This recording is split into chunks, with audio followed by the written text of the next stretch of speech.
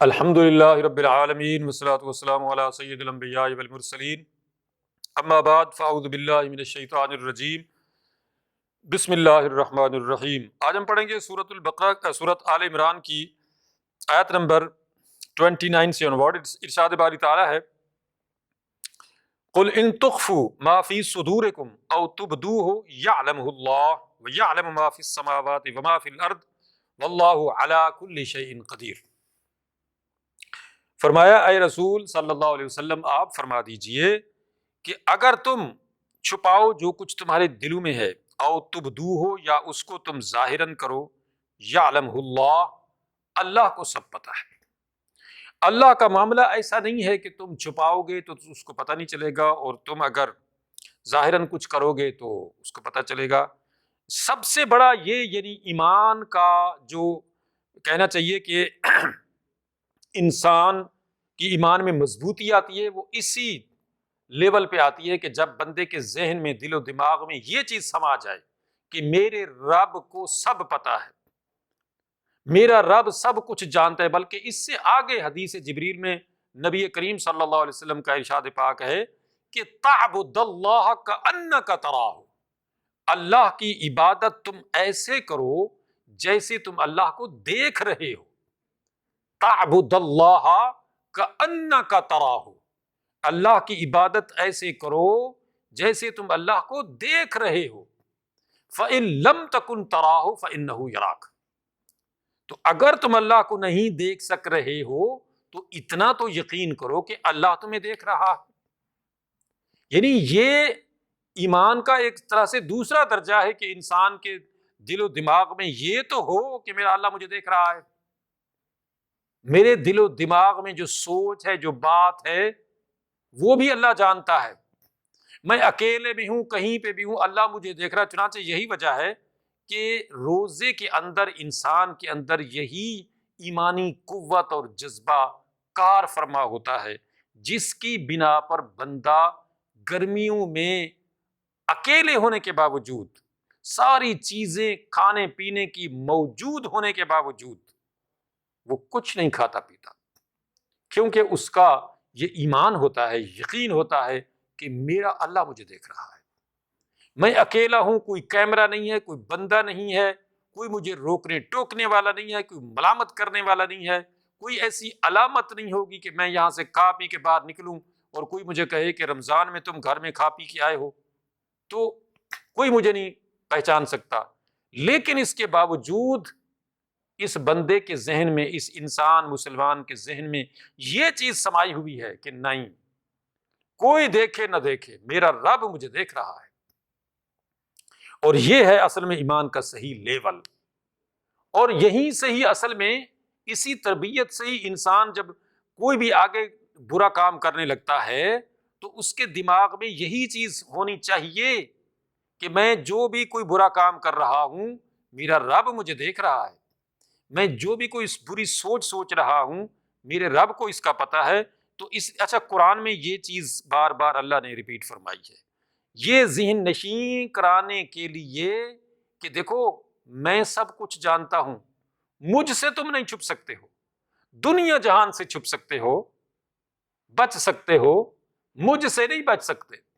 مگر مجھ سے بھاگ کے تم کہاں جاؤ گے؟ مجھ سے چھپ کے کدھر جاؤ گے؟ اس لیے کہ وَهُوَ مَعَكُمْ أَيْنَمَا كُنْتُمْ،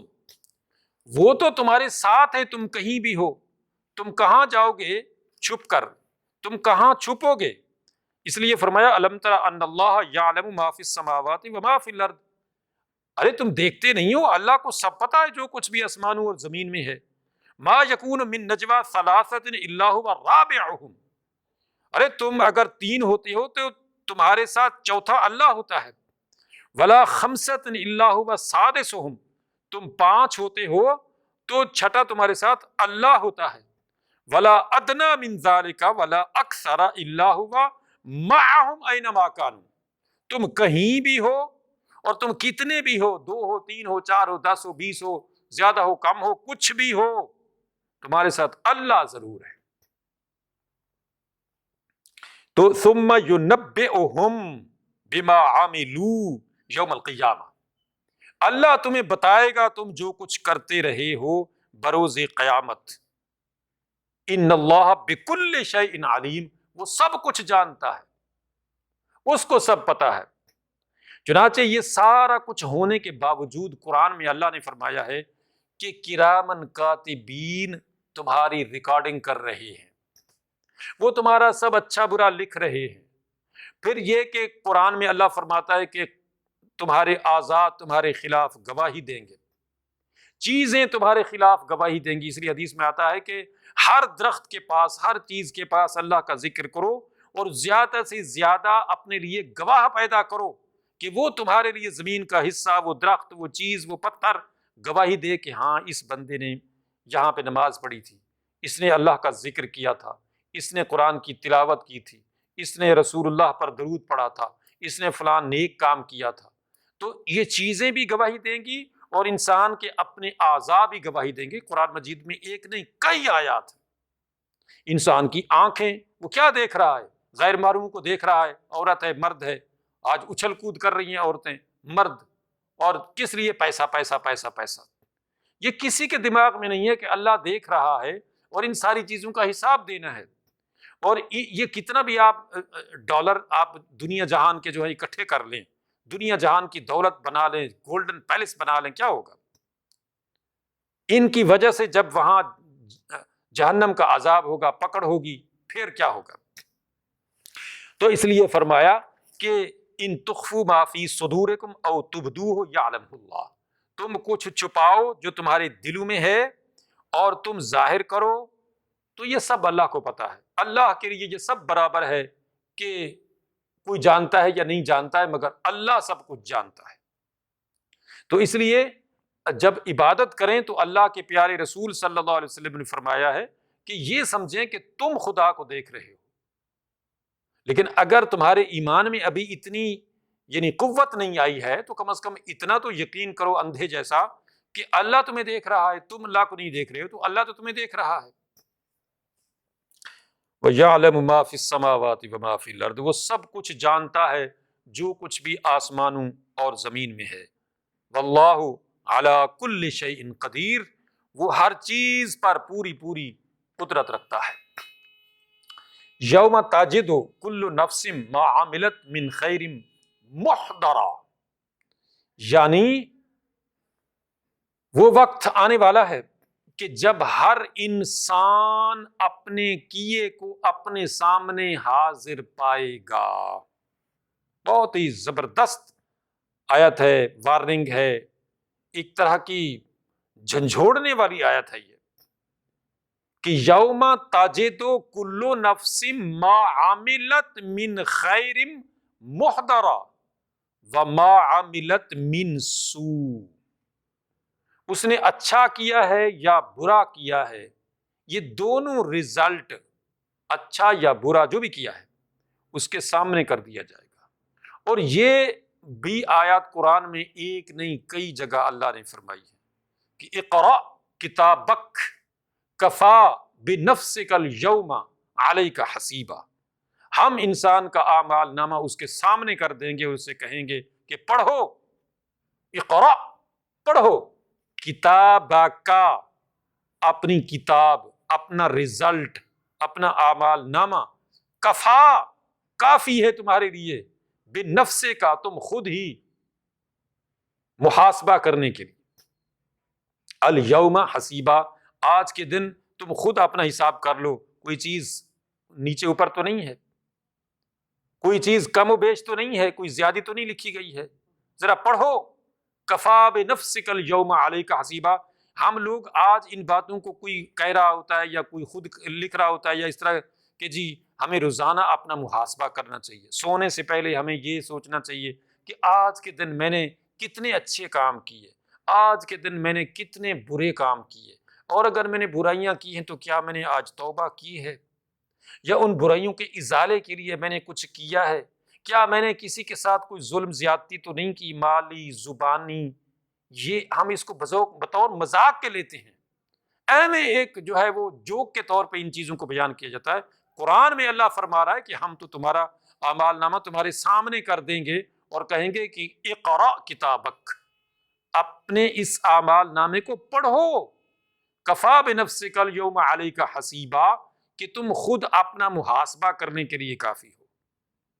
جیسے ایک انسان امتحان دیتا ہے اور امتحان کے بعد اس کا رزلٹ آتا ہے، تو وہ رزلٹ جب اس کے ہاتھ میں ہوتا ہے، اس کو پڑھتا ہے، کھولتا ہے، تو اس کو کسی سے پوچھنے کی ضرورت نہیں ہوتی کہ وہ پاس ہوا ہے یا فیل ہوا ہے، اس نے کتنے نمبر لیے ہیں، کیا ڈویژن، کیا اس کا گریڈ ہے، کسی سے پوچھنے کی ضرورت نہیں ہوتی، وہ خود پڑھ لیتا ہے۔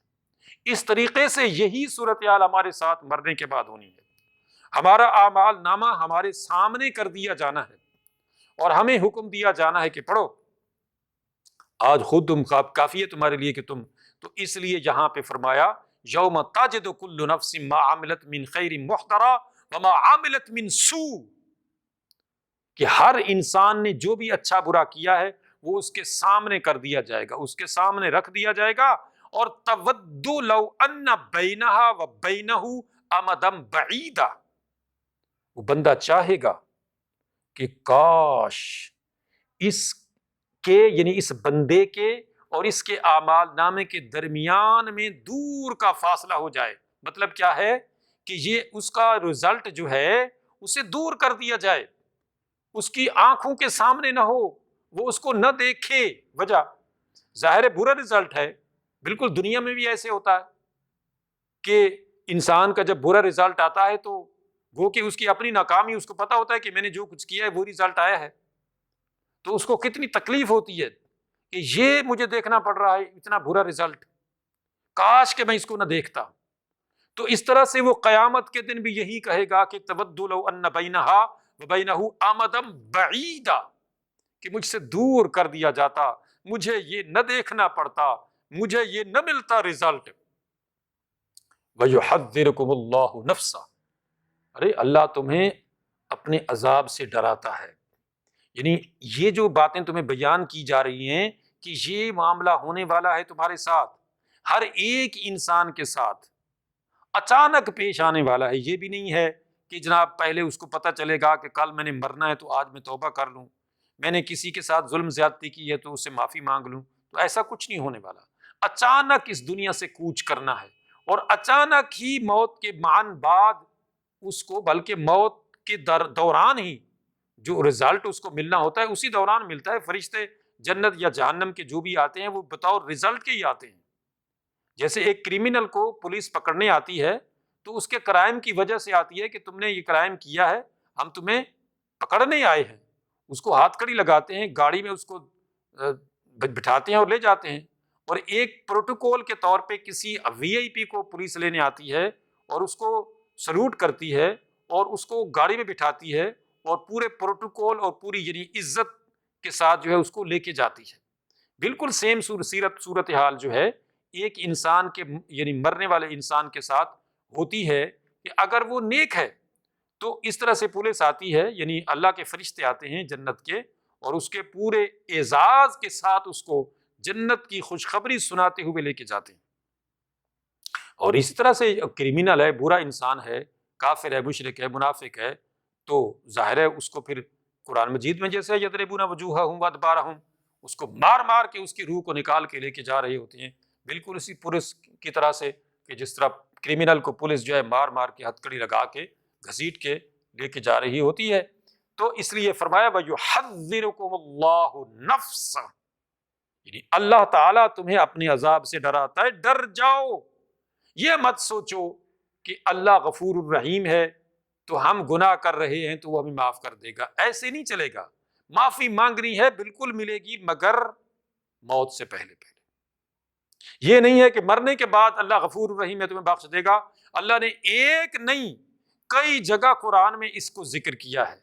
مرنے کے بعد سارے ہی لوگ اللہ کے سامنے روئیں گے، گڑ گڑائیں گے اور دھاڑے مار مار کے روئیں گے اور یہ التجا کریں گے کہ پروردگار ہمیں معاف کر دے، ہم سے بڑی غلطیاں ہوئی ہیں، ہمیں معاف کر دیا جائے۔ تو اس لیے فرمایا کہ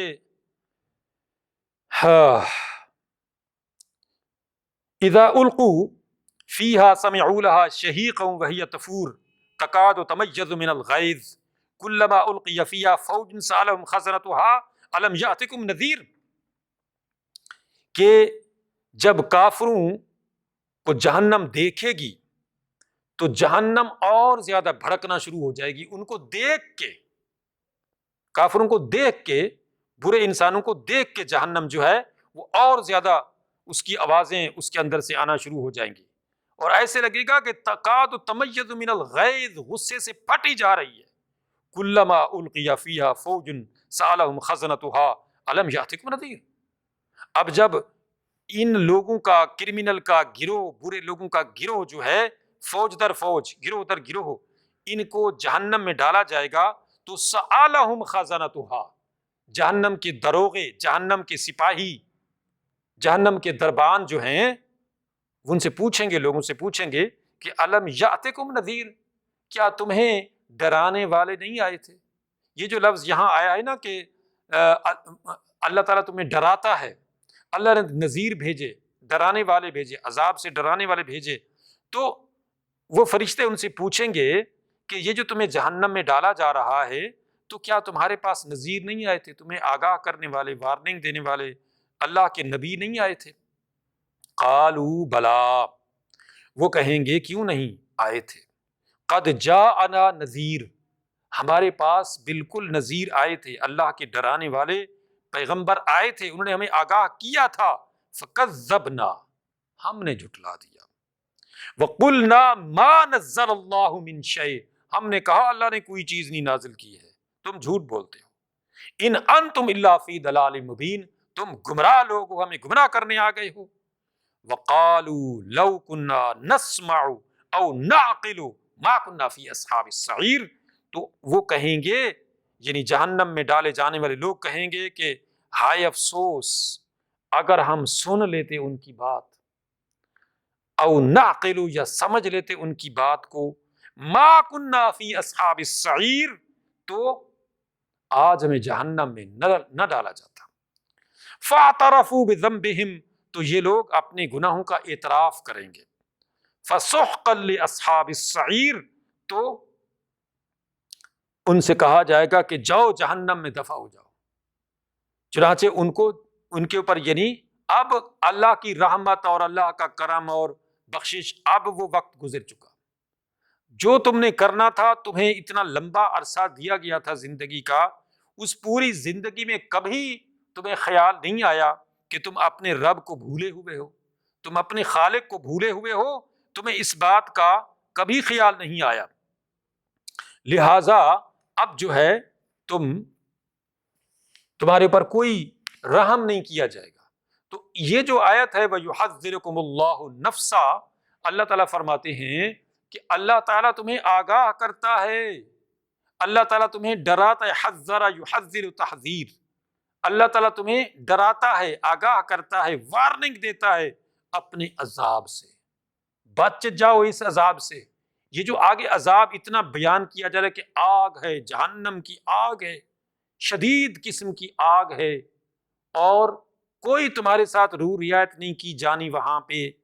تو بار بار اس کو ریپیٹ کیا جا رہا ہے، بتایا جا رہا ہے کہ یہ وقت آنے والا ہے، لیکن لوگ ہیں کہ ٹس سے مس ہی نہیں ہوتے.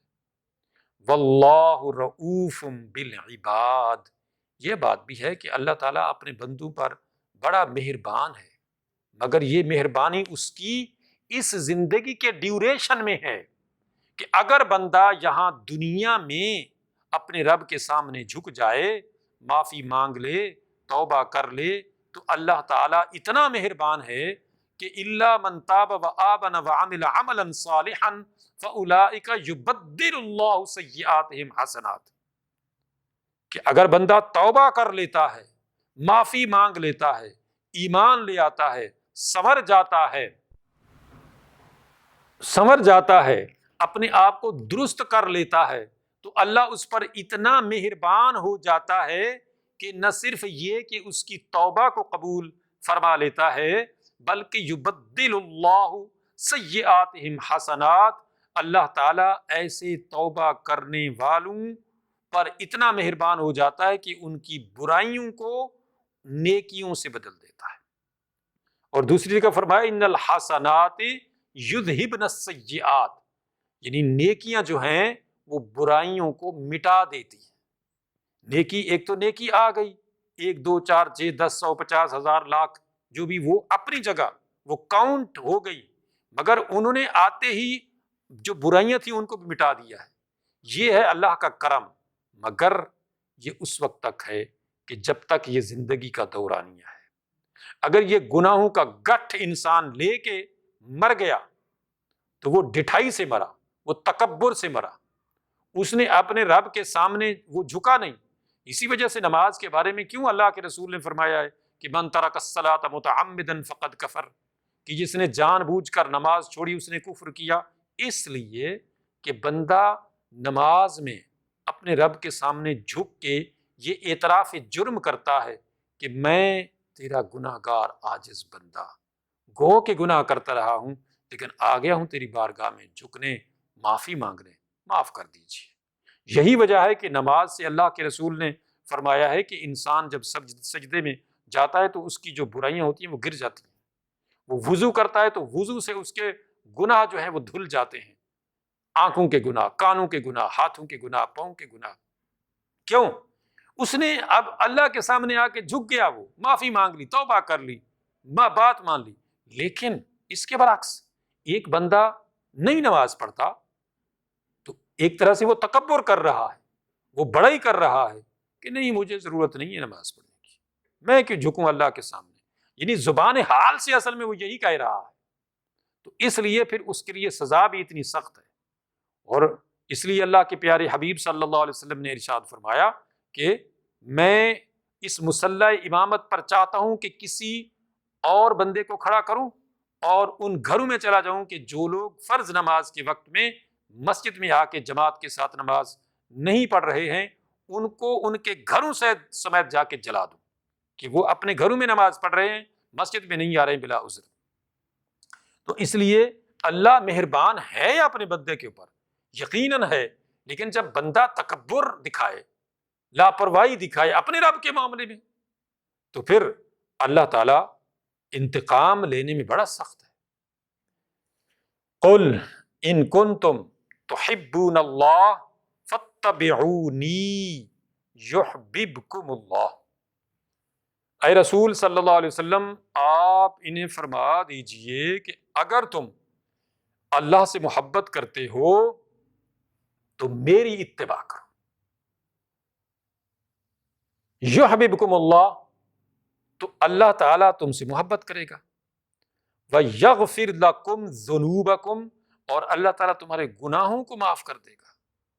وَاللَّهُ غَفُورٌ الرحیم کہ اللہ رب العزت بڑا ہی بخشنے والا، بڑا ہی مہربان ہے۔ یہ جو آیت ہے کفار مکہ یا مشرکین مکہ جو تھے یا آج کے جو جتنے بھی اہل کتاب ہیں ان سب کا بھی یہی دعویٰ ہے کہ وہ اللہ کے بندے ہیں، اللہ کے پیغمبروں پر ان کا ایمان ہے، اللہ کی کتابوں پر ایمان ہے، اور یہی دعویٰ مشرکین مکہ کا بھی تھا۔ وہ بھی اپنے آپ کو ابراہیم علیہ السلام کا پیروکار کہتے تھے، ابراہیم علیہ السلام کی امت کہتے تھے، بلکہ اس سے آگے بڑھ کر، اور اس میں شک بھی نہیں ہے کہ وہ ابراہیم علیہ السلام کی نسل سے تھے، یعنی اسماعیل علیہ السلام کی نسل آباد ہے یہاں پہ مکے میں، اسی نسل نے ہی یہاں پہ فروغ پایا ہے۔ تو یہ تو وہی خاندان ہے، اور نبی کریم صلی اللہ علیہ وسلم اسی خاندان سے ہیں، ابراہیم علیہ السلام، اسماعیل علیہ السلام، اور پھر اس طرح سے اسی نسل سے یہ سارا خاندان جو قریش مکہ کا تھا یہ تھا، اور اسی سے نبی کریم صلی اللہ علیہ وسلم یعنی دنیا میں تشریف لائے۔ تو ان کا یہ دعویٰ تھا کہ جناب ہم تو ابراہیم علیہ السلام کے پیروکار ہیں، ہم تو ان کو جو ہے وہ نبی مانتے ہیں، تو حج کرتے تھے، اور نہ صرف یہ کہ حج خود کرتے تھے بلکہ حاجیوں کی یعنی خاطر مدارت کرتے تھے، ان کو کھانا کھلانا، پانی پلانا مفت میں، یعنی آج یہ چیز نہیں ہے جو اس وقت تھی۔ آج تو وہاں پہ لوگ جناب حج کے دوران میں 1 روپے کی چیز 100 روپے میں دیتے ہیں کہ جناب یہ موسم ہے لوٹ لو ان کو، مسلمانوں کو، یعنی یہ صورتحال ہے۔ لیکن وہ لوگ پیسے نہیں لیتے تھے، وہ مفت میں کھانا کھلاتے تھے، بلکہ انہوں نے باریاں مقرر کی ہوئی تھیں، اور ہر ایک خاندان یا قبیلہ جو ہے وہ یعنی بڑھ چڑھ کے آگے آتا تھا کہ ہم اس سال جو ہے وہ حاجیوں کو کھانا دیں گے، حاجیوں کو پانی پلائیں گے، ان کو فیسیلیٹیٹ کریں گے، تو وہ اپنے لیے یہ بہت بڑی سعادت سمجھتے تھے۔ تو یہ ساری چیزیں ہونے کے باوجود اللہ نے کیا فرمایا؟ ان کو بھی اور آج ہم کو بھی اور قیامت تک آنے والے لوگوں کو بھی اللہ نے کیا فرمایا ہے کہ ان کنتم تحبون اللہ فاتبعونی، اے رسول ان کو یہ فرما دیجئے کہ اگر تم اللہ سے محبت کرتے ہو نا، تمہارا دعویٰ ہے کہ تم ابراہیم علیہ السلام کی امتی ہو، اور ابراہیم علیہ السلام ظاہر ہے کوئی نیا دین تو نہیں لے کے آئے، تو یہی دین اسلام ہی تھا، اللہ کے پیغمبر تھے وہ، تو لہٰذا اگر تمہارا یہ دعویٰ ہے کہ تم اللہ سے محبت کرتے ہو، اللہ کے نبیوں سے محبت کرتے ہو، تو اس کے لیے پھر یہ ہے کہ فاتبعونی، میری اتباع کرو، محمد الرسول اللہ کی اتباع کرو۔ اس کے نتیجے میں پھر یہ ہوگا کہ یحببکم اللہ، اللہ تم سے محبت کرے گا، یعنی محمد الرسول اللہ کی اتباع کرنے سے اللہ کا محبوب بن جاتا ہے بندہ۔ یحببکم اللہ، اللہ تم سے محبت کرے گا۔ اتنا بڑا اعزاز، اتنا بڑا اکرام، اتنی بڑی عزت کہ اللہ محبت کرے گا اس بندے سے جو محمد الرسول اللہ کا متبع ہوگا، فالوور ہوگا۔ اب یہ نہیں ہے کہ فالوور جناب وہ کہے کہ محبت رسول میں جو ہے وہ موت بھی قبول ہے، اور یہ بھی ہے وہ بھی ہے، داڑھی نہیں ہے، نماز نہیں پڑھنی، جھوٹ بولنا ہے، جو مرضی ہے کرنا ہے، دعوے کیے جانے ہیں کہ عشق رسول میں یہ بھی ہے وہ بھی ہے، وہ فلاں فلاں، کرنا کرانا کچھ نہیں ہے۔ تو یہ اتباع رسول نہیں ہے۔ اتباع رسول نام ہے محمد الرسول اللہ نے جو فرمایا ہے، جو کیا ہے وہ کرنا ہے، اس میں چون و چرا نہیں چلے گی، اس میں اپنی مرضی نہیں چلے گی، محمد الرسول اللہ کے قدم بقدم چلنا ہے، جو آپ نے کیا، جو آپ نے فرمایا وہی کرنا ہے۔ یہ ہے اتباع رسول۔ یہ ہوگا تو پھر اللہ کا محبوب بن جائے گا بندہ، اتنی بڑی عزت کہ اللہ محبت کرنے لگ جائے اس بندے سے جو محمد الرسول اللہ کی اتباع کرنے لگ جائے۔ اور صرف اتنا نہیں بلکہ وَيَغْفِرْ لَكُمْ ذُنُوبَكُمْ، اللہ تمہارے گناہوں کو معاف کر دے گا۔ اتنا بڑا اعزاز، اتنا بڑا اکرام، اتنا بڑا ریوارڈ کہ بندہ اللہ کا محبوب بن جائے، اللہ اس کے گناہوں کو معاف کر دے، بس اتنی بات ہے کہ وہ محمد الرسول اللہ کا متبع بن جائے، وہ محمد الرسول اللہ کے طریقے پہ آ جائے، وہ محمد الرسول اللہ کی ہر بات کو، ہر حکم کو بلا چون و چرا مان لے، تو پھر وہ محبوب بن جائے گا اللہ کا، اس کے گناہوں کو مٹا دیا جائے گا، اور اس پر اللہ کی انعام و اکرام کی بارشیں شروع ہو جائیں گی۔ اللہ تعالیٰ سمجھنے عمل کرنے کی توفیق عطا فرمائے۔ وآخر دعوانا ان الحمد للہ رب العالمین۔